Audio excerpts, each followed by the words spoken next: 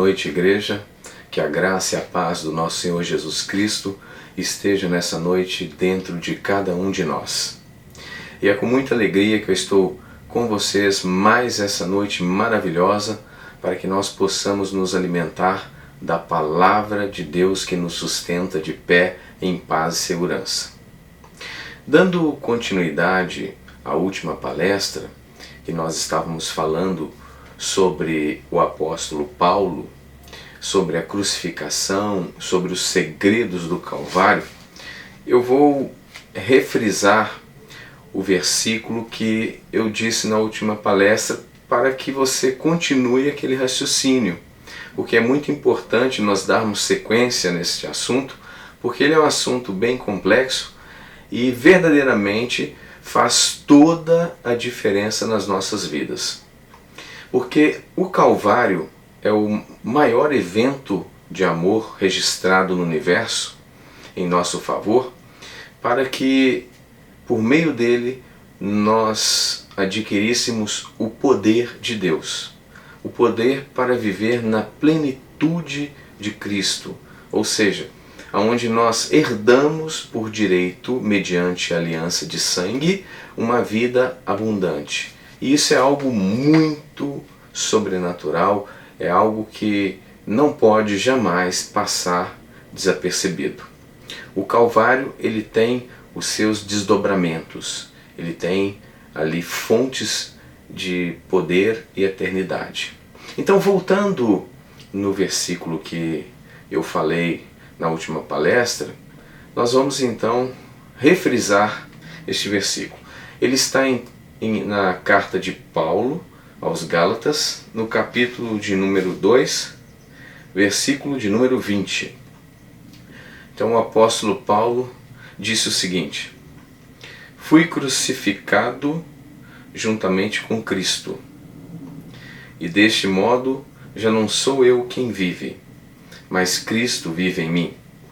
E essa nova vida que agora vivo no corpo, vivo-a exclusivamente pela fé no Filho de Deus, que me amou e se sacrificou por mim. Quando nós estamos lendo um versículo desta magnitude, assim, de uma forma corrida, de uma forma rápida, nós perdemos toda a essência, toda a sua riqueza. Uma das coisas aqui muito interessantes é que ele diz assim: fui crucificado juntamente com Cristo. Então nós temos que entender que a crucificação ela aconteceu em várias dimensões. Ela aconteceu sendo o Messias, o nosso Senhor, ele se ofertando, se oferecendo pelo resgate das nossas vidas. Então ele assume todo o retorno que era para a humanidade, vai diretamente sobre ele.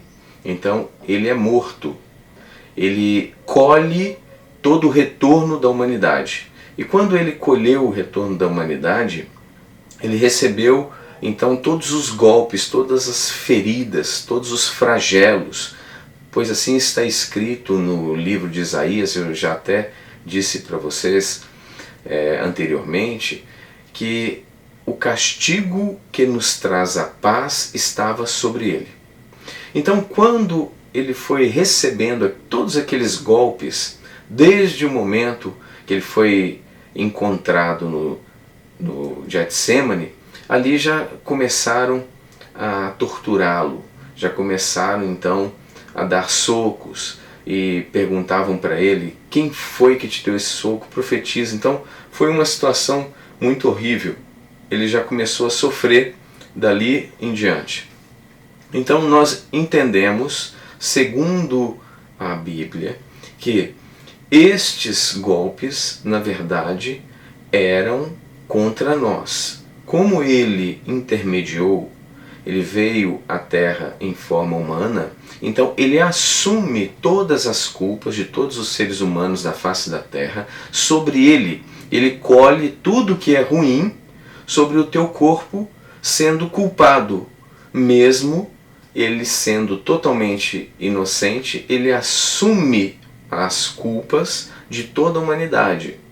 E quando ele faz isso, Aqueles golpes que estavam sobre o seu corpo, eles na verdade estavam destruindo tudo que era ruim e que viria sobre nós.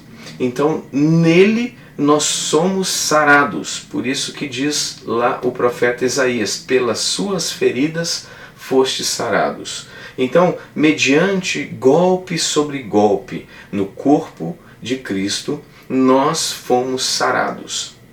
Mas aí nós precisamos entender o que o apóstolo Paulo está nos dizendo aqui. Ele está dizendo: fui crucificado juntamente com Cristo. O que ocorre aqui que o apóstolo Paulo está dizendo que fui crucificado juntamente com Cristo?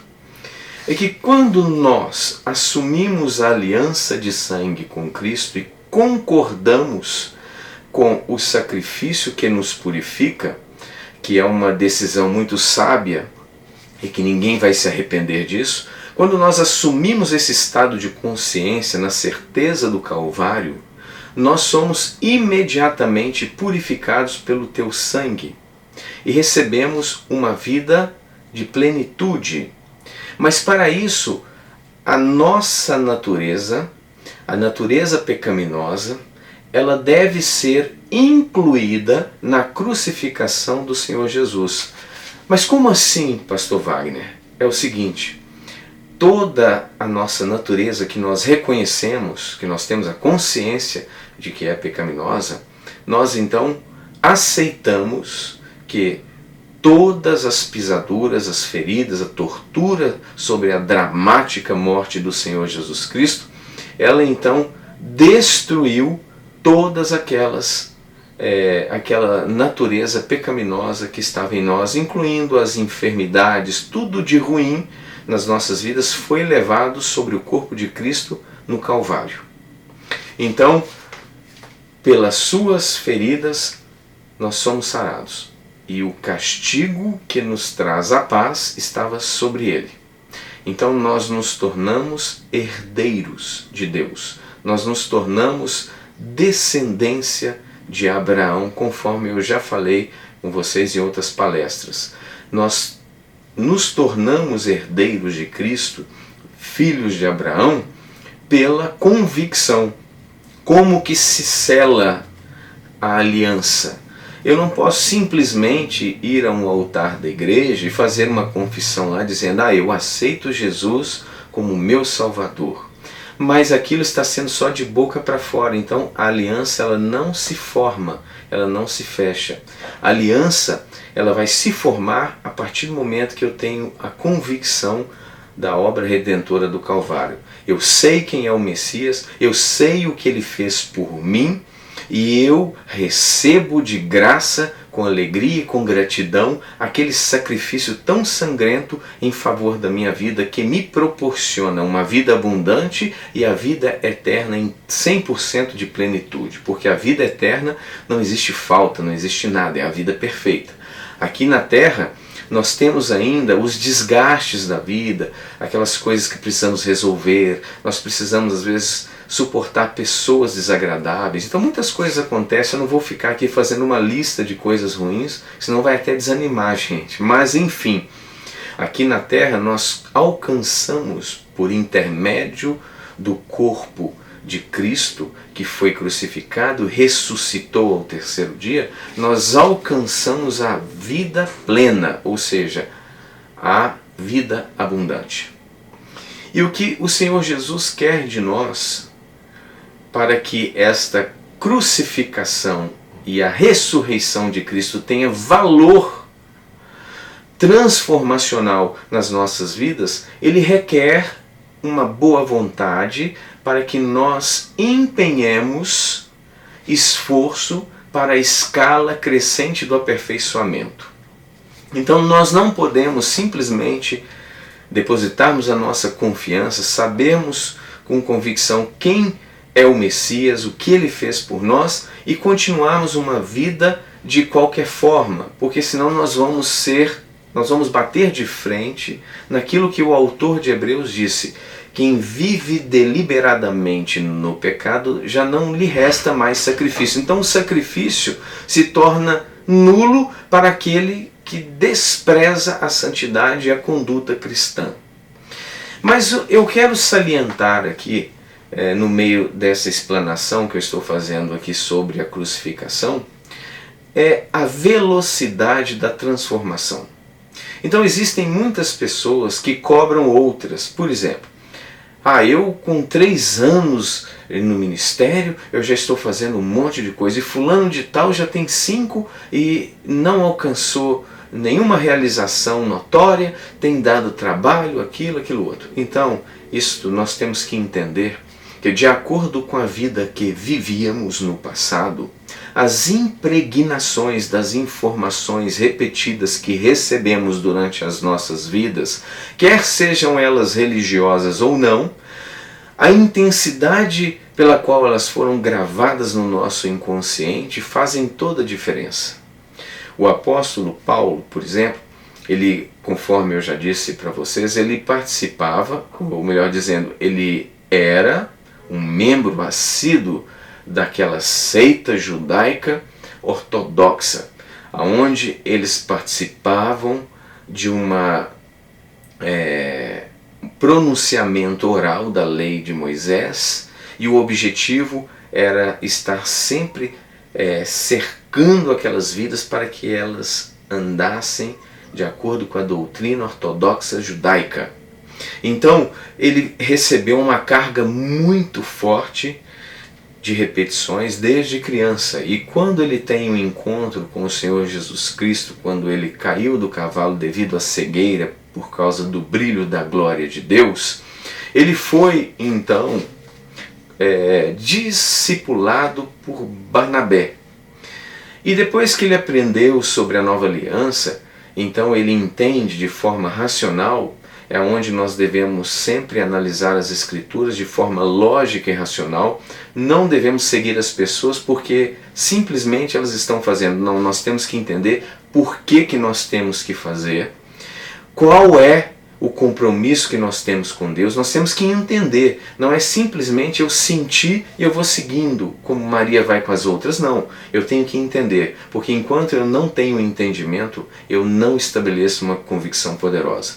Então, voltando aqui à vida do apóstolo Paulo, ele então continua nos caminhos do Senhor Jesus Cristo. Ele passa por um grande dilema, o qual eu falei na palestra anterior com vocês, sobre o momento de Romanos, no capítulo de número 7. Então, nessa carta, ele relata, ele diz: porque bem sabemos que a lei é espiritual, eu todavia sou carnal, vendido à escravidão do pecado, porque nem mesmo compreendo o meu próprio modo de agir, pois não faço o bem que prefiro, mas o mal que detesto, este faço.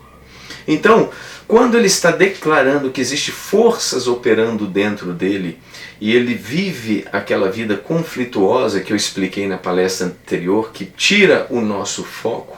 Então, como ele estava vivendo dessa forma, nesta luta, ele estava passando por um momento de catarse, um momento de conflito de forças.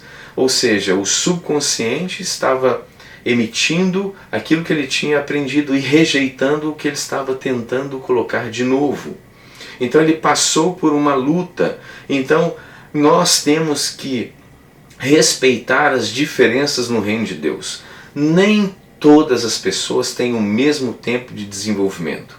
Dependendo da carga de informação, dependendo da forma que a pessoa foi doutrinada ou educada pelos pais, a dificuldade no aperfeiçoamento pode ser maior e ela demorar mais tempo. Enquanto uma pessoa que recebeu talvez menos informações, menos cobranças, e esta pessoa não tem uma impressão muito forte no inconsciente, ele alcança o aperfeiçoamento mais fácil.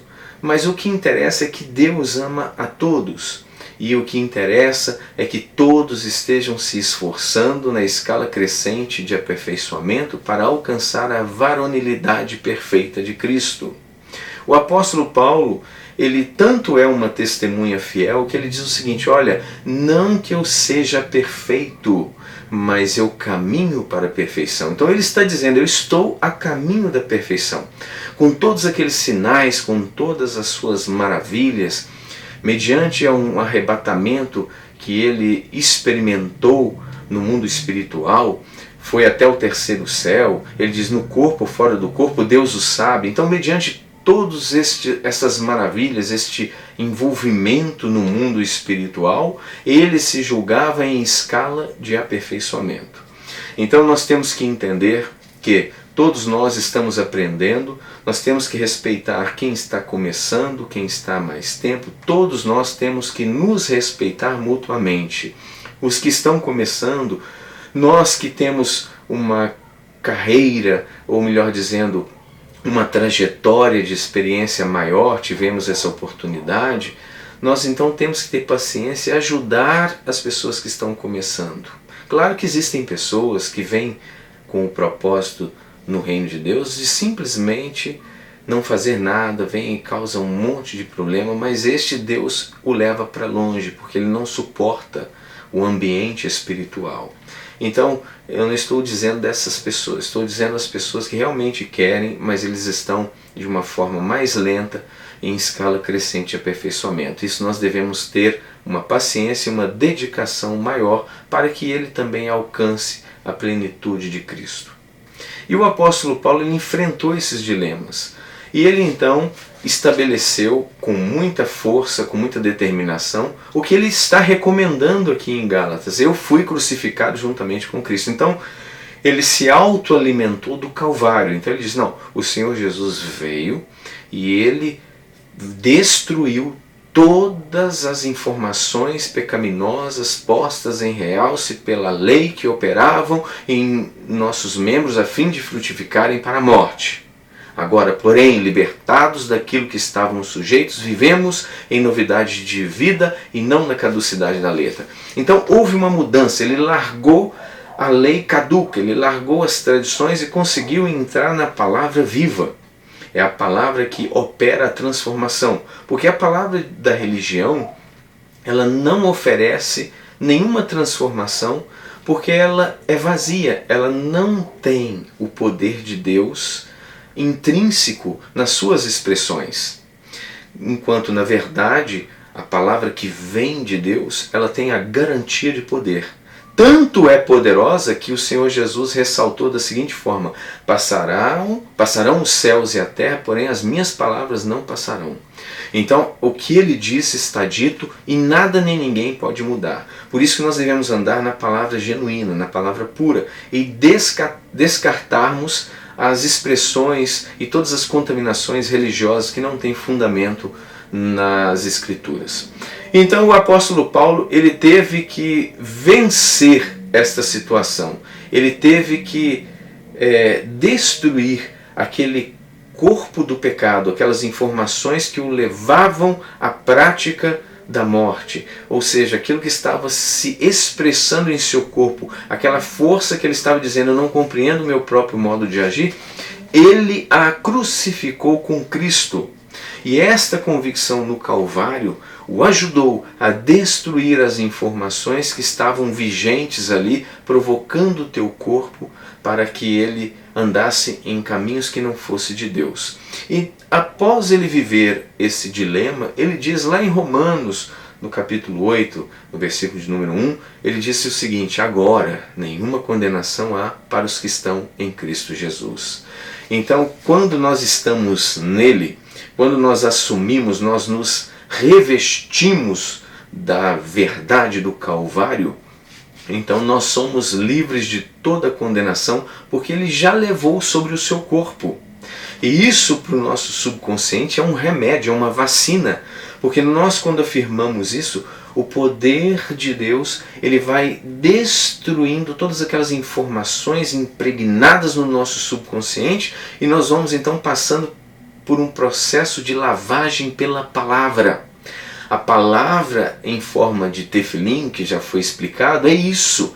É você entrar com a verdade e ela vai lavando aquela sujeira que está impregnada devido às repetições da vida mundana ou da vida religiosa do passado. E quando essa transformação acontece por causa do Calvário, por causa do ato glorioso de amor do Senhor Jesus em nosso favor, nós então somos incluídos na sua crucificação, não de forma dolorosa, porque a forma dolorosa quem assumiu foi o Messias, foi o Senhor Jesus, porque ele sabia que nós jamais suportaríamos tal castigo. Então ele assume a parte dolorosa para que nós possamos assumir a parte prazerosa de sermos libertos daquilo que estávamos sujeitos. Então ele substituiu. Então nós somos crucificados com ele de forma indolor. Simplesmente nós passamos por um conflito interno, porque nós estamos trocando de informações, deixando o velho e estabelecendo o novo. E quando o Senhor Jesus Cristo ele ressuscita, então ele está ali decretando que ao ressuscitar, ele está proporcionando poder de transformação para que nós venhamos ressurgir transformados pelo simbolismo do batismo. Então, o batismo, não que o batismo ele vai operar o poder, não.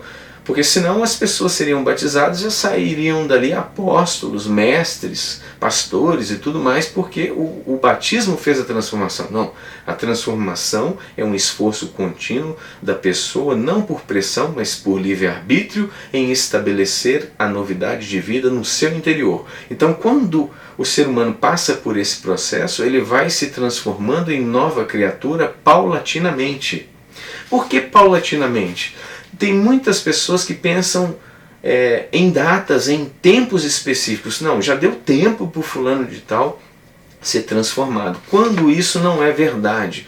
Aonde nós podemos ver que isso não é verdade? Por exemplo, o ministério ofensivo do Senhor Jesus Cristo, ele é estudado e analisado e aproximadamente nós temos uma sugestão de 3 anos. Então vamos dizer assim, que 30 anos ele foi sendo preparado, trabalhado pelo Espírito Santo, desenvolvendo os seus talentos espirituais como homem. Como Deus, ele sempre foi Deus, mas como homem, ele estava ali vivendo uma vida normal, aprendendo as Escrituras, fazendo tudo o que o ser humano deveria fazer, dando exemplo para nós.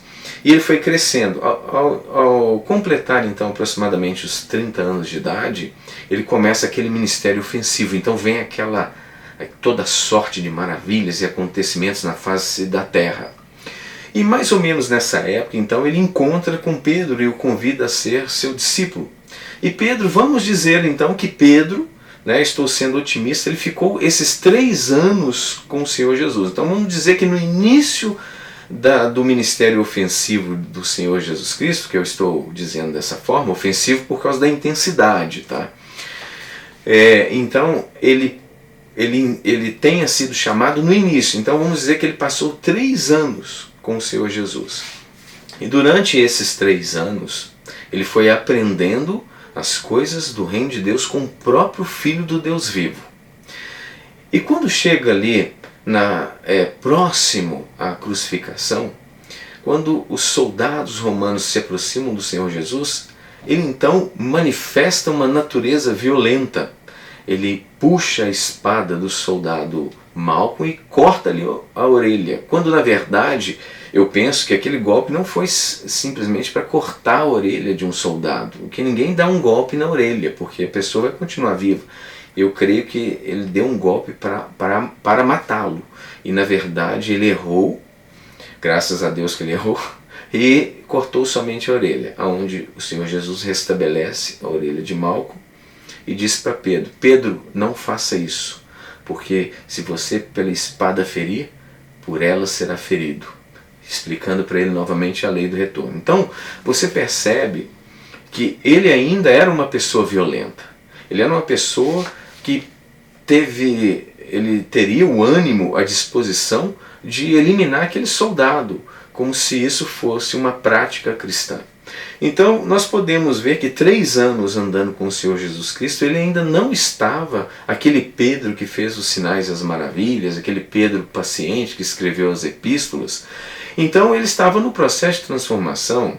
Então o próprio Senhor Jesus Cristo, ele não acelera, ele não impõe a forma, o tempo, não, ele deixa a pessoa aprendendo de acordo com a sua estrutura espiritual, de acordo com o que foi gravado no seu subconsciente. Ele sabe que aquilo vai demorar mais tempo.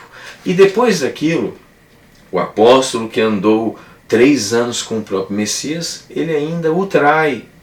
Os discípulos fugiram no momento da crucificação. Eles nem entenderam direito a crucificação. Para eles estava tudo acabado. Quando o Senhor Jesus Cristo foi preso e foi crucificado, para eles acabou tudo. Então você vê que não adianta acelerar as coisas, precisa de um tempo. Cada pessoa tem o seu tempo. E os discípulos ficaram, muitos que tiveram a oportunidade de ficar aí quase 3 anos com ele, eles não saíram dali já como se fosse o próprio Senhor Jesus. Não, eles demoraram. Depois que o Senhor Jesus foi levado aos céus, eles foram desenvolvendo, foram praticando, lendo a palavra, orando, exercitando a espiritualidade no reino de Deus, até chegarem ao ponto de realizarem as obras que eles realizaram. Então não existe esse negócio de formação cristã em tempo recorde.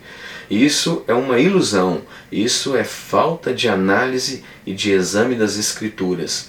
Então nós temos que dar tempo ao tempo, nós temos que ter paciência com nós mesmos, porque às vezes a gente quer fazer a coisa certa e de repente a gente faz a coisa errada. E eu não tenho jeito, eu vou desistir. Não, não é assim.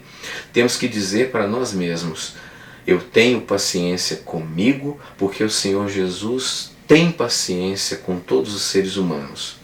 E eu não sou diferente. Eu vou continuar me esforçando e vou alcançar a plenitude de Cristo. E não fique datando o tempo. Eu tenho que conseguir até amanhã. Não.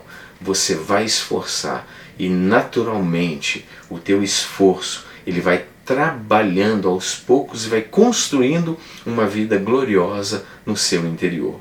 Então este é o segredo da crucificação. Então esse é um versículo, esse Gálatas 2:20 é um versículo muito rico, ele tem um conteúdo muito rico nele. E depois ele continua dizendo, e desse modo, depois que ele diz, fui crucificado juntamente com Cristo, e desse modo já não sou eu quem vive, mas Cristo vive em mim. De que modo?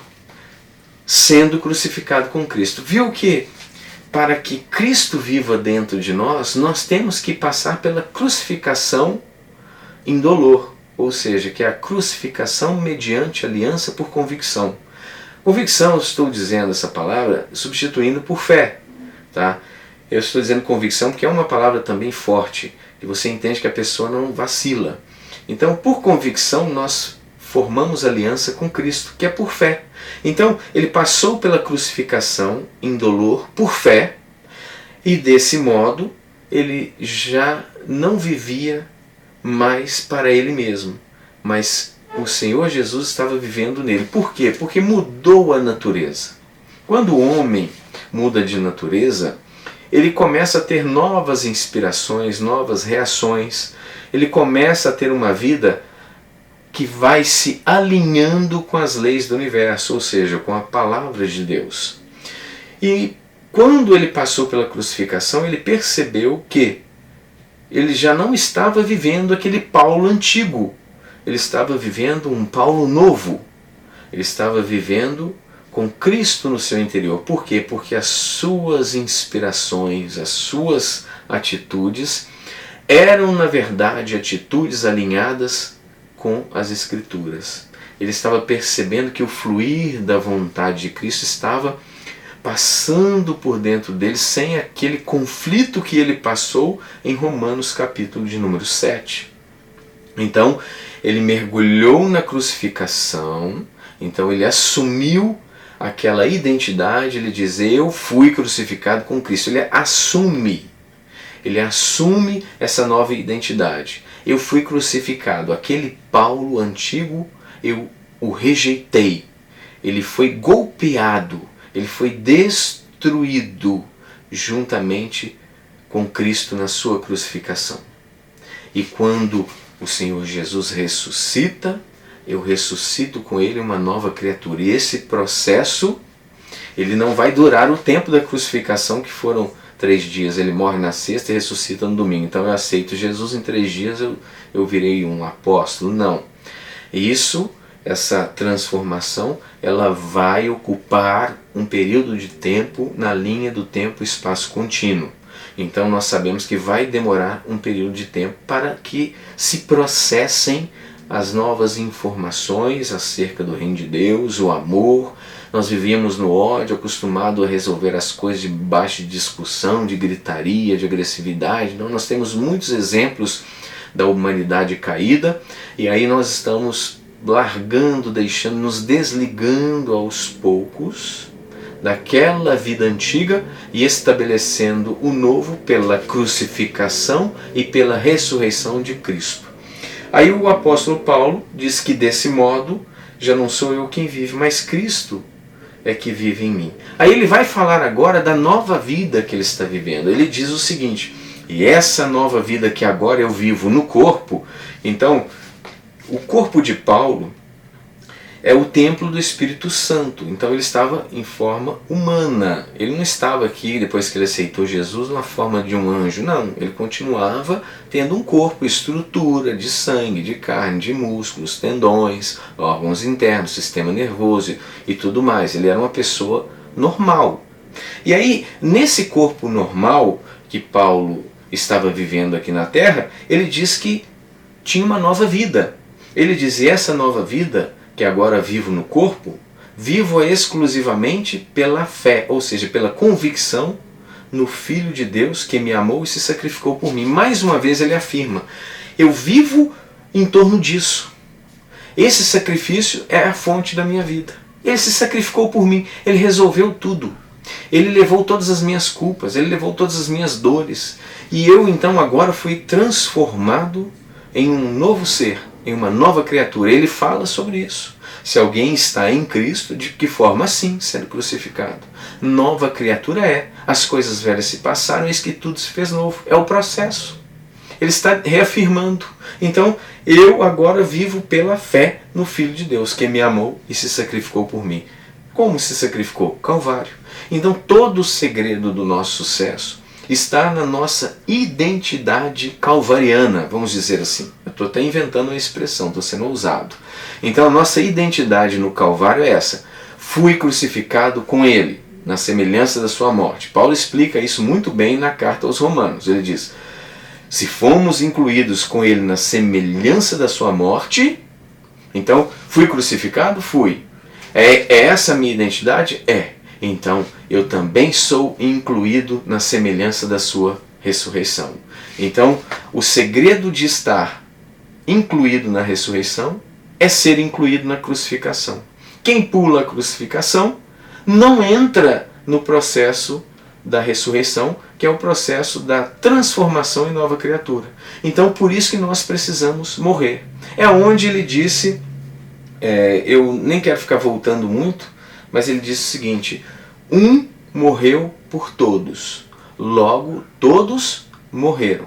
Ele morreu para que os que vivem não vivam mais para si mesmos, mas vivam para aquele que por eles morreu e que por eles ressuscitou. Então é exatamente isso.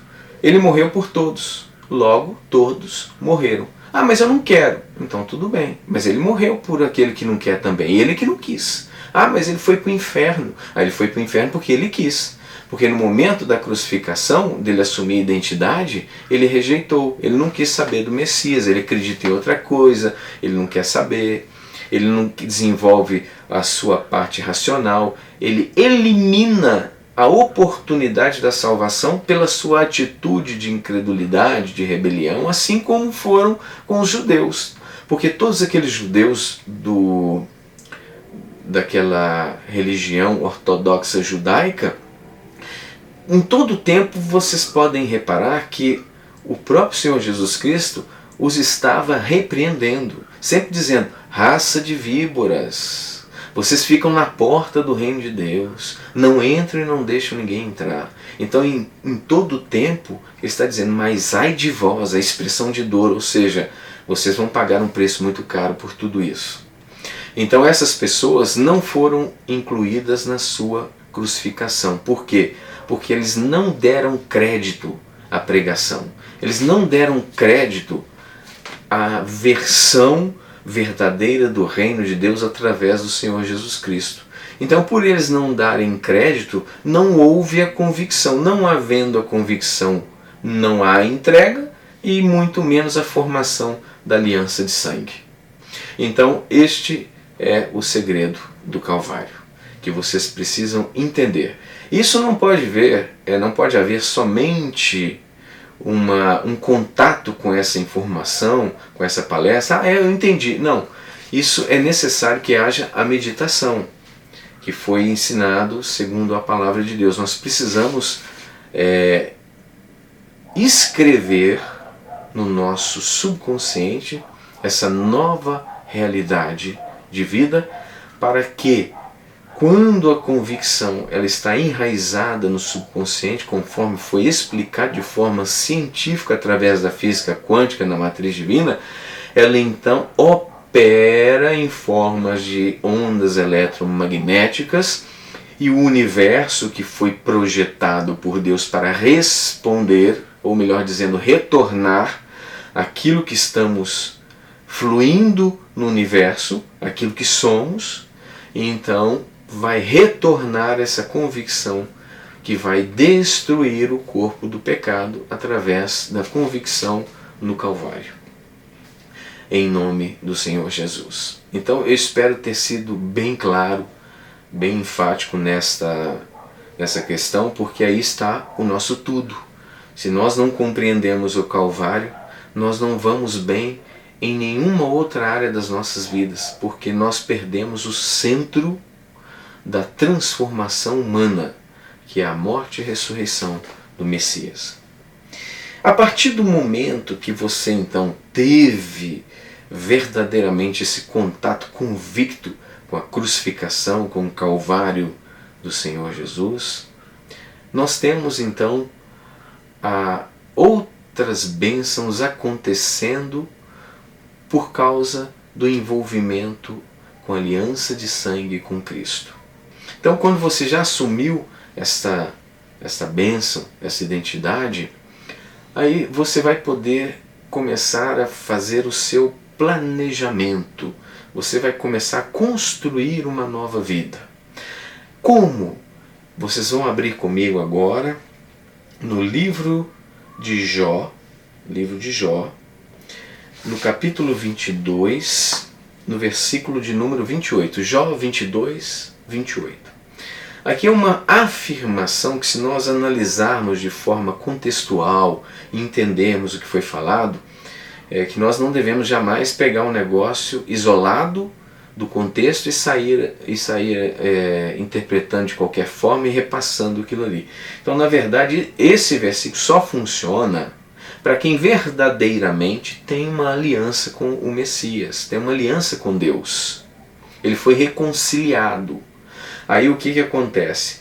Tudo que planejares realizar dará certo, e a luz brilhará constantemente em teus caminhos. Como que a luz vai brilhar nos teus caminhos se a pessoa não tem aliança e ela não é a luz do mundo e nem o sal da terra?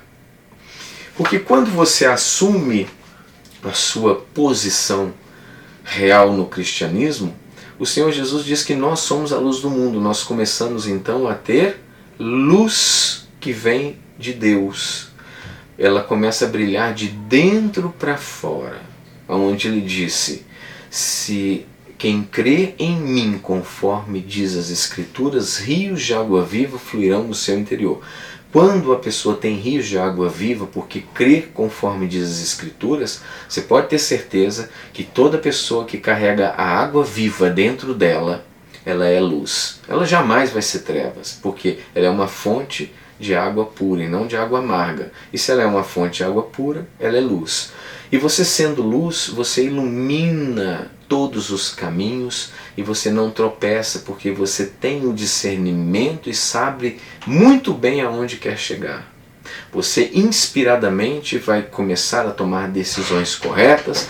Os seus sonhos que você acha que são seus, na verdade, eles são um presente de Deus, porque você tem uma consciência purificada pelo sangue, e isto faz com que você gere planejamentos, gere expectativas no futuro de acordo com a vontade de Deus, que é perfeita e agradável. Então, quando nós passamos pelo Calvário, nós temos o poder de realizações, de planejamentos inspirados pelo Espírito Santo de Deus. Então, nós vamos conquistar a vida abundante, sonhos realizados, uma vida leve, que é a proposta do Senhor Jesus. Vinde a mim, vós que estáis cansados e sobrecarregados, e eu vos aliviarei. Esta vida aliviada é uma vida sem fardo, sem peso. As coisas acontecem de forma leve e suave, porque nós somos luz da terra, nós somos o sal da terra. Continuando, nós temos que entender também que todas as realidades possíveis, elas já existem em Deus. Por que eu estou passando isso? Porque isso faz parte da compreensão sobre a lei do retorno. Então, veja bem o que diz a palavra de Deus em Provérbios 15, versículo de número 3. Diz assim: os olhos do Senhor estão em toda parte. Ele observa atentamente os maus e os bons. Ou seja, quando nós temos esta interpretação através da metáfora desse provérbio, os olhos do Senhor estão em todos os lugares observando os bons e os maus. Ou seja, esta observação é uma observação infalível. Todas as informações de todos os seres humanos de todos os tempos estão na mente de Deus. E esta observação, ela provoca um cálculo de um retorno de acordo com a intensidade da obra de cada ser humano. Então, se a intensidade da obra maligna é 1x, ele vai receber 1x na operação do retorno. Se for 7x, ele vai receber 7x de retorno em cima daquela obra maligna. Então, é de acordo com a intensidade, é calculado um retorno que venha a ser de acordo com aquilo que ele plantou. Nem sempre é de mesma natureza. Às vezes a pessoa planta uma coisa ruim, ofende muitas pessoas, e no final ele termina doente. Então aquela doença, às vezes, é o retorno daquilo que ele fez lá atrás. Então tudo é projetado, tudo é calculado. Nós podemos ver aqui, no Salmo de número 28, no versículo de número 4, aqui nós temos uma expressão mais clara que nós podemos observar aqui o conteúdo da lei do retorno. Diz assim: retribui-lhes segundo seus feitos, conforme suas obras más. Responde-lhes na medida de suas ações e dá-lhes o que merecem. Então, quando você vê essa expressão, meu irmão e minha irmã, em Salmo 28,4, você vê aqui, segundo os seus feitos. Então é de acordo, é calculado, não é além e não sobra e não falta. O castigo, a punição, vem calculada de acordo com aquilo que a pessoa plantou, certinho, na intensidade correta, com o propósito certo da justiça divina, que é infalível. Então nós temos que entender a lei do retorno. A lei do retorno, ela é verdadeira e eficaz. Por isso que é necessário que, quando nós reconhecemos que erramos, temos falhas, nós colocamos diante de Deus, e Ele é um advogado justo e santo, que Ele nos justifica por meio do intermédio do seu sangue mediante o Pai. Então, nós somos sarados, nós somos perdoados dos nossos pecados, desde que não estamos vivendo deliberadamente no pecado, ou seja, à vontade, sem se preocupar com nada, não é isso.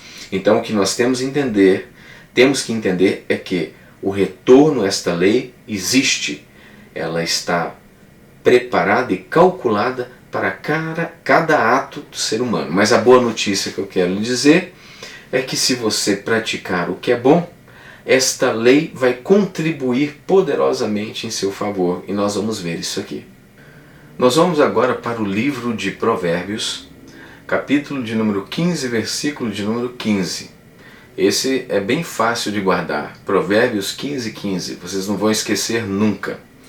Diz assim as Escrituras, nós estamos dentro do mesmo assunto da lei do retorno.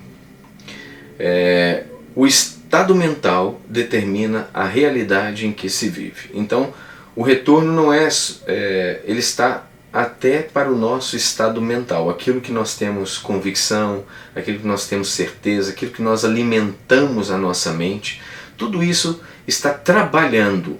Você tem que ter o seguinte pensamento: em todo o tempo você está trabalhando no universo, provocando a lei do retorno. Quer sejam coisas boas ou quer sejam coisas ruins. Então diz aqui a palavra de Deus: todos os dias são tristes para os que mantêm o coração aflito, mas a vida é agradável para as pessoas que buscam alegrar a alma. Então o estado mental, ele também proporciona um determinado retorno. Na primeira fase do versículo está dizendo: todos os dias são tristes para os que mantêm o coração aflito. Para os que mantêm o coração aflito. Então, se você tem aflição, tem ansiedade, tem tristeza no coração, os dias vão se espelhar no seu estado mental, do íntimo do seu coração.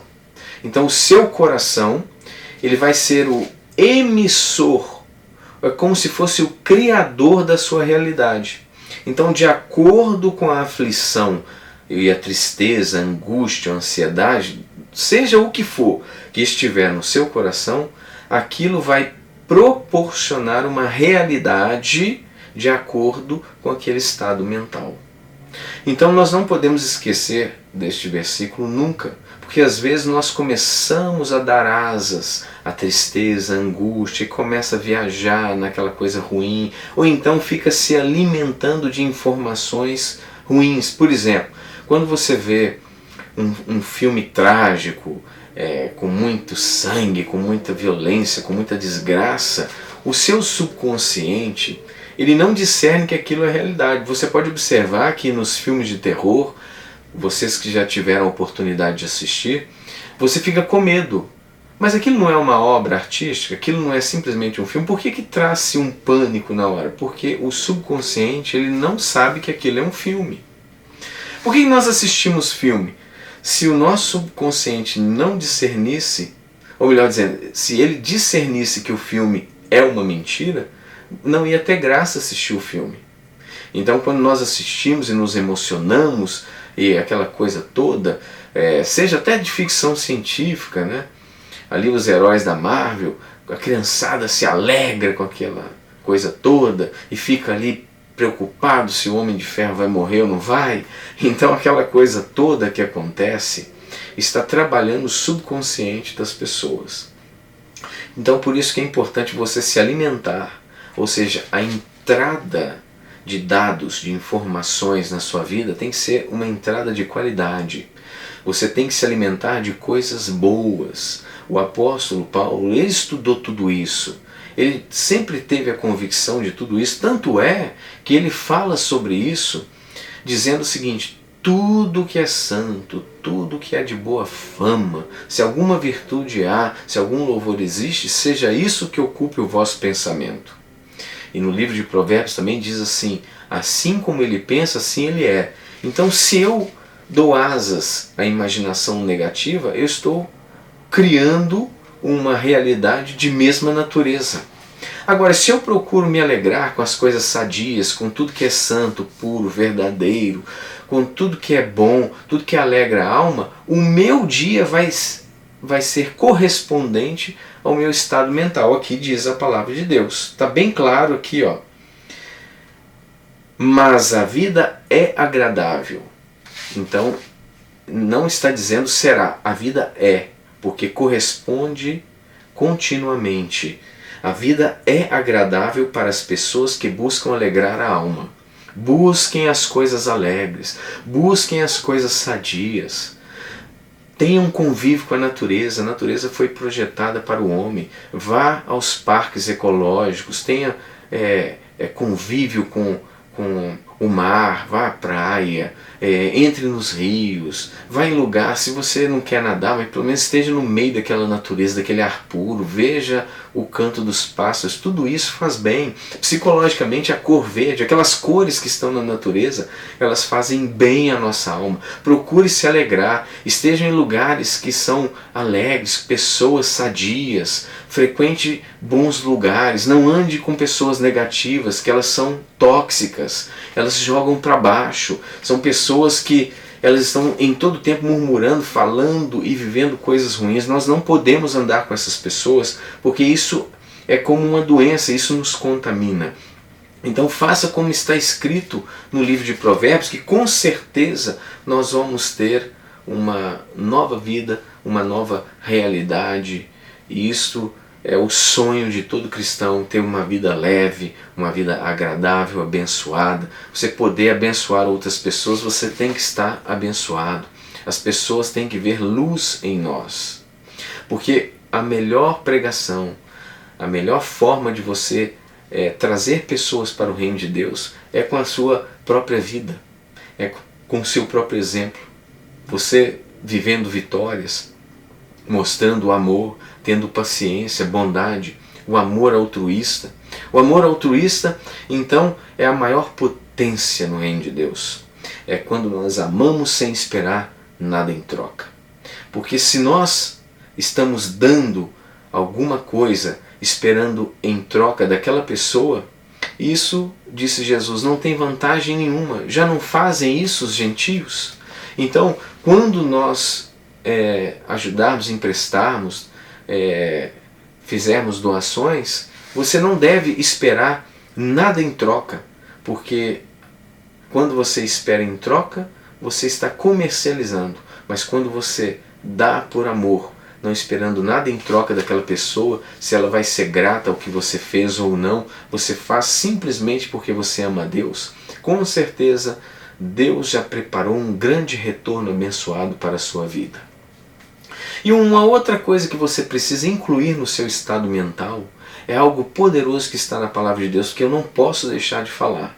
Estamos chegando ao fim da palestra, eu sei que já passei muitas informações, mas eu quero estar passando esse versículo e vocês precisam meditar nele, que está em Atos dos Apóstolos, no capítulo 17, versículo de número 28. Isso aqui é o nosso status real.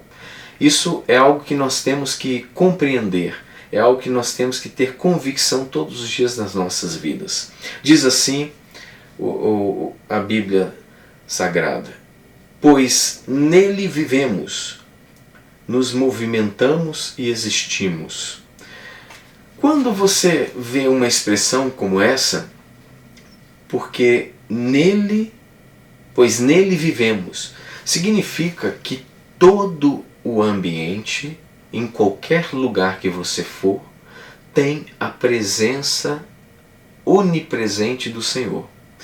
Eu não estou dizendo que Ele está manifestando a glória dele em todos os lugares. Se você for um lugar, por exemplo, onde se pratica as artes malignas, a glória de Deus não vai se manifestar lá, mas em onipresença Ele está lá. Ele está vendo tudo que está sendo feito.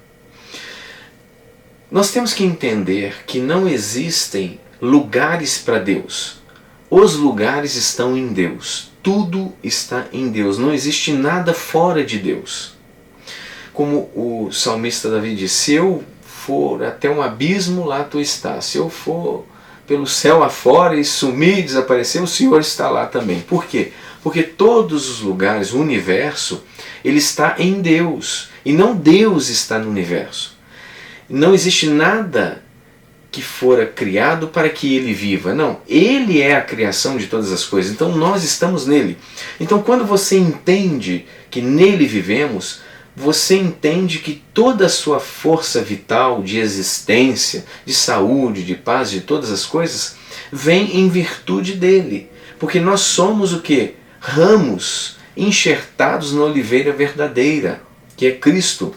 Então nós fazemos parte desta vida, nós estamos enxertados, nós estamos plantados neste ambiente que se chama Deus, nós estamos imersos nele. E dele nós extraímos, assim como o exemplo metafórico de um ramo enxertado na oliveira, ele extrai a seiva da vida, nós estamos extraindo dele também a saúde, a força vital, a paz, a vida abundante, as realizações e os sonhos e as realidades que tanto queremos viver, porque nós vivemos nele. Então você não precisa temer, você não precisa ficar desconfiado, porque você está mergulhado em Deus desde que você assumiu a identidade do Calvário. Então você tem em Deus as promessas disponíveis para que você possa desfrutar delas. Você tem as realizações. Porque veja bem, olha o que diz, pois nele vivemos, nos movimentamos e existimos. Então, a nossa movimentação é nele. A nossa existência é nele. Que se ele não emitir esta força, esse poder que nos mantém existindo, nós desapareceríamos. Porque a força que sustenta a nossa existência vem das mãos de Deus, o Criador. Se ele não sustentar a nossa existência, como que nós poderíamos estar aqui presente? Então preste atenção, quando você vê alguém que estiver desviando, você diz a ele assim, você tem um tempo? E mostra para ele, não existe desviar. Desviar para onde? Ir para onde? Não existe. Quando você se afasta, você está se desligando da força vital.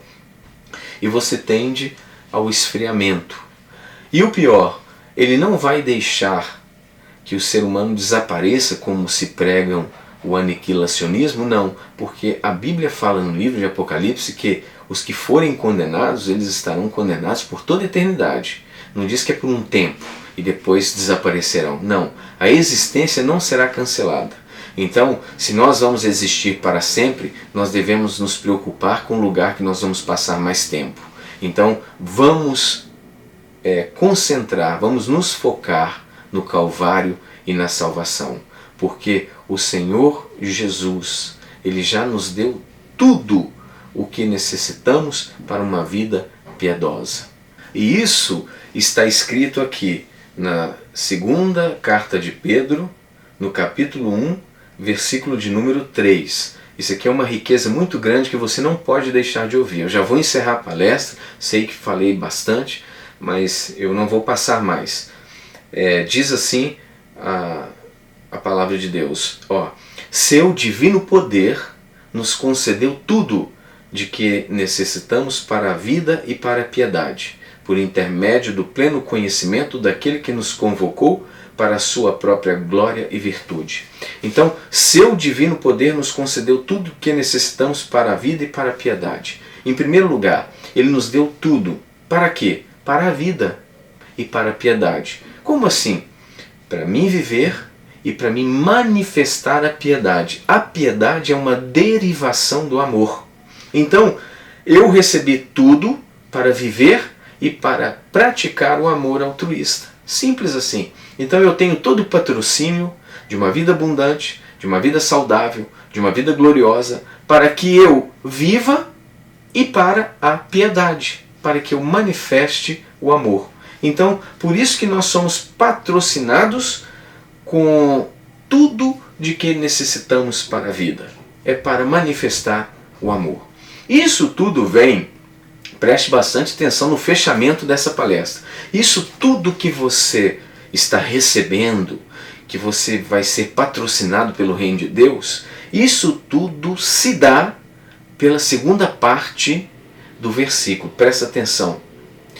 Depois da vírgula está escrito o seguinte: por intermédio do pleno conhecimento daquele que nos convocou para a sua própria glória e virtude. Do pleno conhecimento. Por isso que você não pode seguir pessoas que estão seguindo a Cristo. Você precisa ter o pleno conhecimento. Quando você tem o conhecimento, você opera o raciocínio. E quando você opera o raciocínio, você obtém o entendimento. E o entendimento produz sabedoria. E a sabedoria administra todas as informações no reino de Deus. Então, continue conhecendo. Continue estabelecendo suas convicções, vivendo o Calvário. E saiba que Ele já deu tudo. Só que nós precisamos nos posicionar de forma que aquilo venha até nós, de acordo com o nosso estado de consciência. Então fechamos aqui a nossa palestra. Deixo aqui um grande abraço e espero ter mais um encontro abençoado. Mais um não, vários, né? Na próxima quarta-feira. Então que Deus abençoe a tua semana e que vocês sejam cheios de toda sorte de provisões, que transbordem os teus celeiros e que nós nos encontremos na próxima quarta-feira em nome do Senhor Jesus.